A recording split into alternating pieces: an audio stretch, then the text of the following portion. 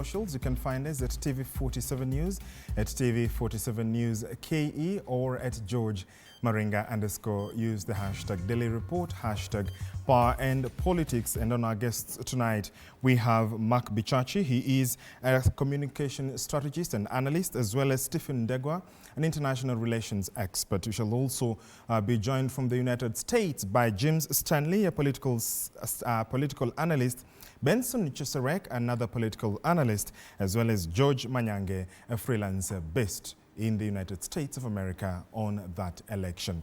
Let's get right into it, where Education Cabinet Secretary Julius Migos has issued a stern warning against exam malpractice as he flagged off the distribution of 2024 large candidature KCSE papers. This year's exams introduce increased security protocols, extended breaks, and customized papers aimed at reducing exam irregularities. The exam is taking place in more than 10,700 centers with a record 965,000 candidates across the country.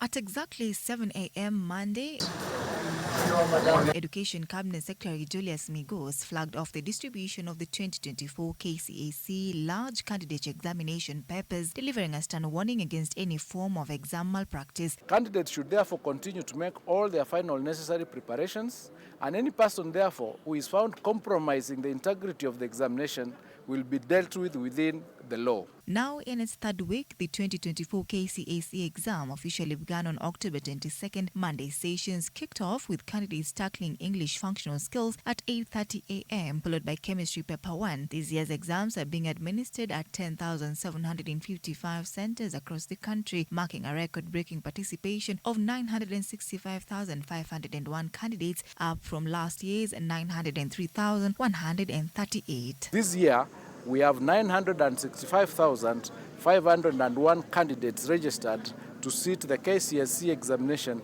in 10,754 examination centers countrywide. Education stakeholders were mobilized across the country to oversee the start of the KCSE examinations, with the Principal Secretary Belio Kipsang and Teachers Service Commission CEO Nancy Macharia stationed in Mombasa County. They reported that regional commissioners had implemented robust security measures, allowing the exams to commence smoothly in Mombasa and nationwide. We have our colleagues from the police to provide the necessary security. We have our teachers to make sure that professional practice is maintained. We have our officers in the field to ensure that they support the teacher. So this year we are looking forward to a smooth run examination. Under new measures introduced this year, strict protocols govern the security of exam papers. Each morning, exam containers across the country will be opened precisely at 7 a.m. and mobile devices will be securely locked away to prevent cheating. In the time that the exam will be administered, this morning you are started with English paper 1. It is only a 2 hours paper. Inside those 2 hours, no one should be having a phone. To support secure and timely delivery of exams to remote and border areas, the government has placed 6 helicopters on standby for the northeastern region. The choppers will be available to reach distant locations, including Gal, Magala and Garissa, Dif and Harar in Wajir, and Kotulo and Arabia in Mandera. Each county will have access to 2 helicopters as needed, ensuring that all candidates receive their exams on time.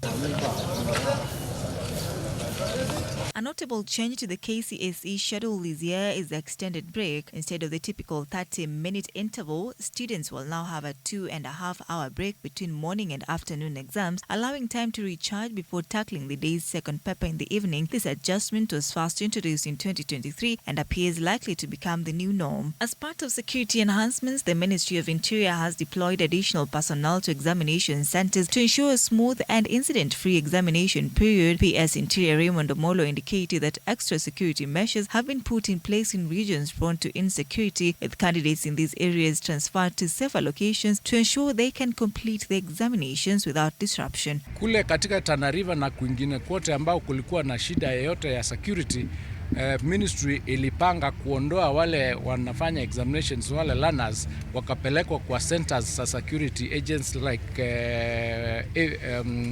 GSU camps. I'm happy to note that so far we have not had any major security incident to be worried about, and we expect that this is going to be the situation throughout the rest of the coming days. This year's exams feature another distinct aspect. Each candidate's paper is customized with their name, index number, and personal details pre-printed. This personalized approach underscores accountability, as any rule breaking will directly implicate the individual candidate. Candidates should therefore continue to make all their final necessary preparations, and any person therefore who is found compromising the integrity of the examination will be dealt with within the law. As students across the country tackle their exams, the ministry's focus remains on upholding fairness, integrity, and security, ensuring that the KCSE examination period runs smoothly and sets a high standard for future exams. Ann Odida, TV 47.